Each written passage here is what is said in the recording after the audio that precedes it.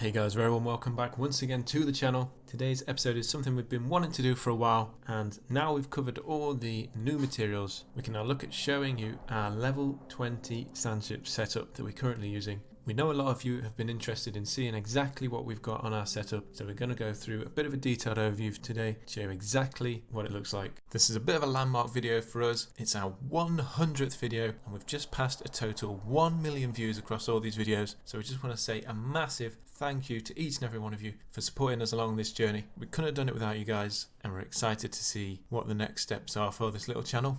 We hope to be bringing you a lot of new content very soon. We're going to try some new games out and a couple of other different things, so stay tuned for that when they come out, and if you haven't already, please stay subscribed and then you'll never miss an update. Back to the video at hand. So our Sandship is currently level 7, that's an 8x7 Sandship. That's the maximum amount you can go to at the moment at level 20, and what we're going to do is run through all of the buildings on our Sandship, take a look inside, tell you a little bit about each one, and you can feel free to emulate this on your own if you see fit. So without further ado, let's get straight into this. Starting at the top here, we can see we've got 20 substance harvester buildings. Now that's currently the maximum amount you're allowed on your Sandship at the present time. So in order to maximize the amount of substance generation, we've gone ahead and placed down 20 of these buildings, filled them to the brim with the substance generators, 16 per building, so we can operate at the maximum capacity for those. It takes a little bit of cost to set up due to the expense of the substance generators and the actual buildings themselves, but once you've got them in place, it's vital to be able to run several factories at the same time.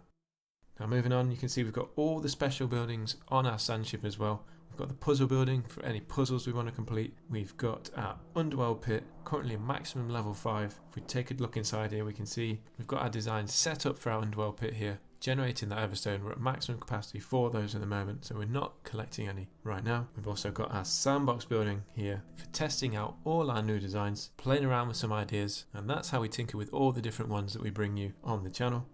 Now moving on to this bottom row here, you can see we've got an oil building set up. Now this currently houses our micro factory oil production setup. Now we've got a bit more space now, we've upgraded it, so we're looking to expand this, generate a bit more income on our oil production. We're utilising this oil building because you get a 10% bonus to oil production over the regular factories, so that is purely just for that benefit. Regular factories do work as well, it just won't be as much output. All of these designs, as we run through guys, you will be familiar with if you are a regular watcher on the channel. If you do want to check out any of these designs, I will leave a link in the description to each one so you can follow through with that later on. So moving on to the right hand side of this oil building, we've got two basic factories here. Regular size factories. We've got the everything factory that we covered some weeks ago now, and this produces a whole host of materials. This is our main idle production. You can see the amount of materials this generates, albeit at a slower pace. If you leave this overnight, you come back to nice full reserves of all these materials, so it's a really vital part. That's why we keep that on our Sandship.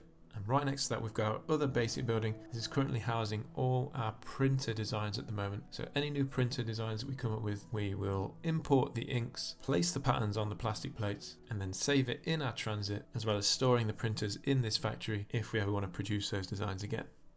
So that covers the bottom row. We've also got, as you can see here, 10 micro factories. Now that's enough for us. We've got plenty of production here within these factories. And if we start on this bottom row of those here, we can see we've got the Gearbox Factory first of all. A bit of an older design from us now, but still works really well. And all these designs in the micro factories are the materials that we couldn't produce in the everything factory because of the limit to the synthesizer production there. So gearboxes weren't covered in that, and that's why that first factory utilizes that.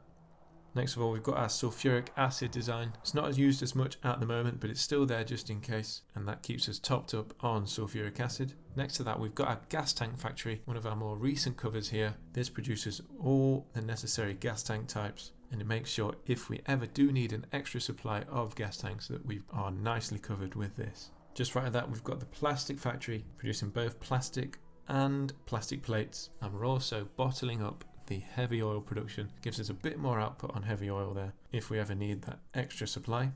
So if we come out of the plastic factory, right next door to that we've got our ink factory. Now this is where we play around with all the different ink colours and combinations. We'll start off with our most basic colours here, maybe import some higher tier inks, and then we'll mix them again in these middle rows and then export them with our appliers here. And then if we need to run through again with more ink colors, we'll add those through the cycle once more and then produce even higher tier inks.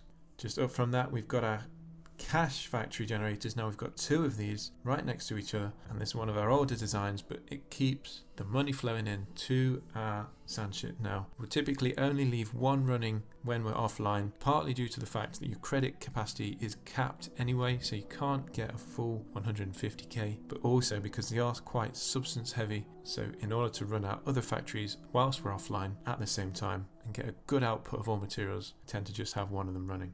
Now just next door to that, we've got our ore factory. If we're ever running a little bit low on some of the new types of ore, we'll run this for a short period of time. You can see it's a really quick way of getting lots of ore, so we only need to run it for a few seconds and we've got all that we need.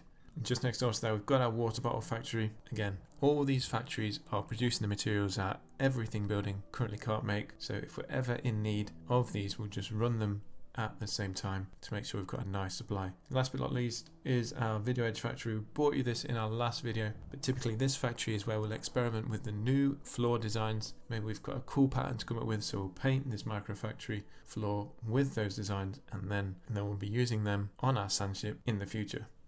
Not only that, you can see here we've got all these backup factories here. We've got all the different types of materials covered, so if we ever need any of these materials, we'll simply take a factory away, bring out a new factory, and then run this as well. Yours might look a lot like ours. We've got lots of these micro factories. We brought you lots of designs, and all of these house all of those designs.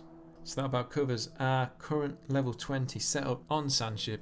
You can see there's plenty of space for everything, and you can generate all the required materials at this stage. I hope this has given you a bit of insight on how we set up our Sandship. Maybe you guys do it a little bit differently. We'd love to hear about it. If you want to leave a comment to let us know your Sandship setup, maybe even drop an image to us, that would be amazing. We'd love to see them all. But thanks for watching, and until next time, bye bye.